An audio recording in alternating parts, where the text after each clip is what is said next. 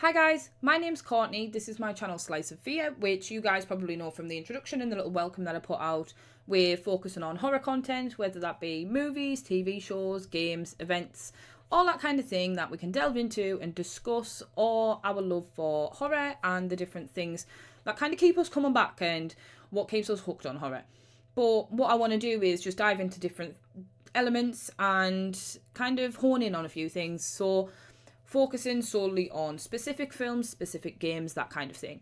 So you guys have probably seen the content I've put out so far is Five Nights at Freddy's gameplay.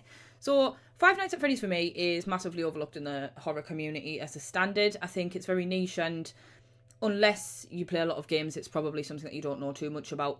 Maybe a little bit more so now that the movies came out. A lot of people may know about it that wouldn't have known about it if they weren't involved in the gaming world. So what I thought I would do to kind of contribute towards the gameplay that we've been doing is just do like a brief overview of the original story of FNAF. So FNAF is the shortened down version of Five Nights at Freddy's for those who don't know. So when I'm saying FNAF, I do mean Five Nights at Freddy's. So starting from the beginning, Five Nights at Freddy's is a name that has become huge within the world of horror. So it is linked back to the terror and the mystery and a world full of dark secrets, which to me are major parts of a horror plotline, which is what makes this have been done as well as what it is. And I know a lot of people would look at Five Nights at Freddy's and think, oh, it looks like a kid's game. But I think the dark story that comes with Five Nights at Freddy's rolls that out completely and does show you exactly how it becomes so big in the world of horror. So before the game turned into a franchise where it spanned books and spin-offs and fan theories and movies, it just kind of began with a very simple and chilling story. And in this video I'm going to dive into like the original plot of Five Nights at Freddy's, so exploring the history of Freddy Fazbear's Pizza, the haunted animatronics, and the gruesome events that set the stage for the nightmare that is FNAF. So at the heart of FNAF's story, you've got Freddy Fazbear's Pizzeria, which is a family pizzeria where the animatronics perform for children during the day, or at least that's how it's supposed to be. By night, however, the animatronics take on a much darker and much deadlier role. So they become the terrifying agents of a sinister mystery that kind of unravels over time. And the game's protagonist, Mike, is a nighttime security guard who is tasked with keeping an eye on the pizzeria's security cameras.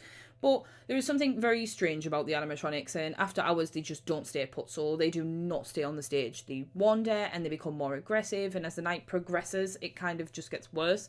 And Mike learns that he is not just dealing with malfunctioning robots. The animatronics are in fact haunted and possessed by the restless spirits of the children who were victims of the horrific crimes that led to the whole story of FNAF essentially becoming what it is. So before the game's events, the pizzeria was the site of a very gruesome tragedy. I think it's referred to quite a lot in the games, and you'll hear a lot about the Bite of 87. And the Bite of 87 is something that's massively discussed within FNAF, and that is something I want to focus on in a separate video. But like I say, before the game's events, the pizzeria was the site of that gruesome tragedy, and a man that you kind of only know as the Purple Guy. At this point, he lured several children into the back rooms of the restaurant, where he unfortunately ended their lives, and their bodies were hidden inside of the animatronic suits.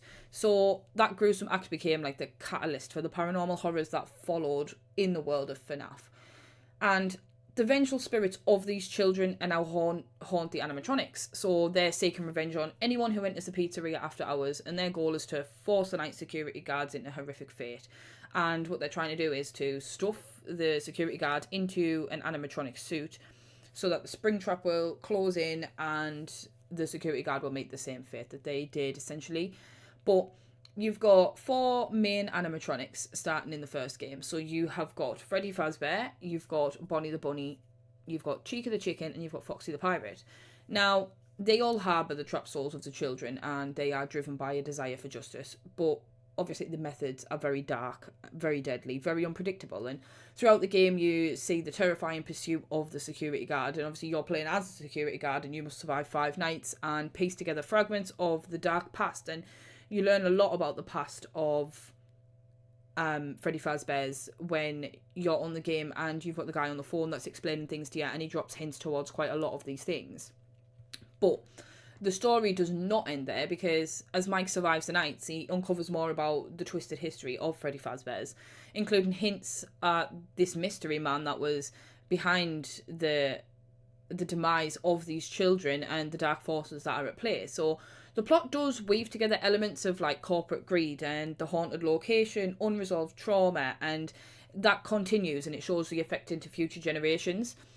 The original story of FNAF is just the very beginning, though. It is a doorway into a much larger narrative. So, from the haunted origins of Freddy Fazbear's Pizza to the identity of the purple guy and the fate of the security guards and the real story of the Bite of 87, the deeper lore is a massive puzzle that all FNAF fans have been trying to like piece together and solve for years. So, in upcoming episodes, what I am going to do and what we're going to do together with you guys is dig deeper into the lore of FNAF and like delve into the mysteries behind the haunted animatronics, the cryptic messages that are left behind, maybe even the phone calls from the phone guy, and like all of the twisted events that lead up to the rise of Freddy Fazbear's Pizza and the demise of Freddy Fazbear's Pizza. So, if you are interested in that and that's something that you think you would want to kind of delve into with us, then please do join us as we kind of unravel all of these dark secrets, like piece by piece, in our new video series on Five Nights at Freddy's.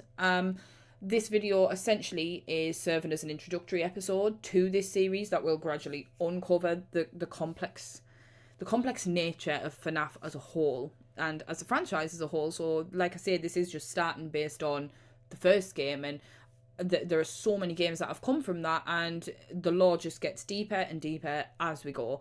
So we will look into that, and each subsequent video could explore a game each, or key characters, locations, significant events from the games. Now you've got the movie and the storybooks, so we can break down how the story has evolved and expanded within each new installment, obviously, as well as me posting content for you guys of watching me play on the FNAF games. So I think they'll go hand in hand together pretty great. So if you're watching the games and you want to learn more about the story that goes alongside the games whilst I'm playing on them, then hopefully I will be able to get all of that content out there for you guys. But if there is anything specifically that you want to look at in terms of FNAF, then please do let me know in the comments, or please do message me and let me know these things, and I can have a look into that and do some research and come back to you guys on it. I have quite a wide knowledge of FNAF already, but if it's things I'm not sure on, then I will be more than happy to look into things, put them in video form, and then you guys can watch and you can contribute them along to the gameplay. But thank you for listening to my ramblings, and I hope you enjoyed this video. If you did, please feel free to drop a like or a comment or subscribe to the channel. That would be really helpful to try and grow the audience. This is a project towards my university degree, so that would be greatly appreciated. But anyway, I hope you guys have a great day, and I'll see you in the next video.